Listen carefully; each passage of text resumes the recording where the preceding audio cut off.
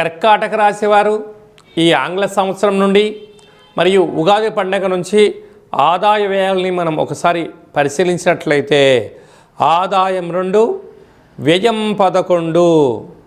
చూడండి, ఒకవైపు అష్టమంలో రాహు సంచార స్థితిగా ఉండగా 11 రూపాయలు ఖర్చు పొంచి ఉంది, కేవలం 2 రూపాయలు మాత్రమే ఆదాయం ఉంది. అంటే మీరు -9% ఉన్నారు. కనుక ఆడంబరాలకు దూరంగా ఉండండి, ఆర్భాటాలకు దూరంగా ఉండండి. విందులని, వినోద యాత్రలని, అపోహలకు వెళ్ళారా, సర్వము అప్పుల పాలయ్యే పరిస్థితి చాలా అధికంగా ఉంది. దీనివలన మనశ్శాంతి లేని జీవితం పొందే పరిస్థితి చాలా అధికంగా ఉంది. తస్మాత్ జాగ్రత్త. అదే కాకుండా రాజ్యపూజ్యం 4, అవమానం 7. మీ దగ్గర ఎవరైతే బాగా పనిచేస్తున్నారో, మీరు ఎవరినైతే బాగా నమ్ముతున్నారో వారికి డబ్బులు కానీ వస్తువులు కానీ ఇచ్చారా, తిరిగి రాకపోగా వారి చేతనే మీరు అవమానాలు పడడం, నిందలు పడడం, పోలీస్ స్టేషన్లు, కోర్టు మెట్లు ఎక్కడం, అనేక రకాలమైన ఈతి బాధలకు మీరు కేంద్ర బిందువు అయ్యే పరిస్థితి ఉంటుంది.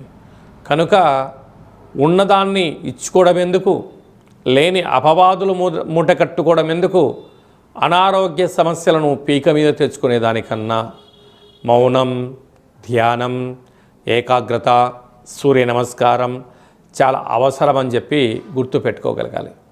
ఇలాంటి కాల సమయంలో ప్రతిరోజు దుర్గామాత దర్శనం, వీలైతే ప్రతి మంగళవారం లేకపోతే ప్రతి గురువారం పూట రాహుకాల సమయంలో దీపాన్ని వెలిగించడం వలన రుణ సమస్య, రోగ సమస్య, శత్రు సమస్యలు తొలగిపోతాయి.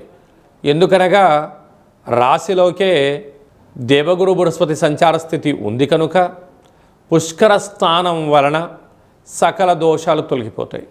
మార్కెటింగ్ రంగంలో ఉండబడిన వారు, రియల్ ఎస్టేట్ రంగంలో ఉండబడిన వారు, ఆహార ఉత్పత్తులు, చేతి వృత్తులు, అలాగనే సంపూర్ణమైనటువంటి మార్కెటింగ్ రంగంలో ఉండబడిన వారు, వ్యాపారస్తులు, వ్యవసాయ సోదరీమణులు ఎంతో జాగ్రత్తగా ఉండాలి అని చెప్పి జ్యోతిర్విజ్ఞానం తెలియచేస్తుంది.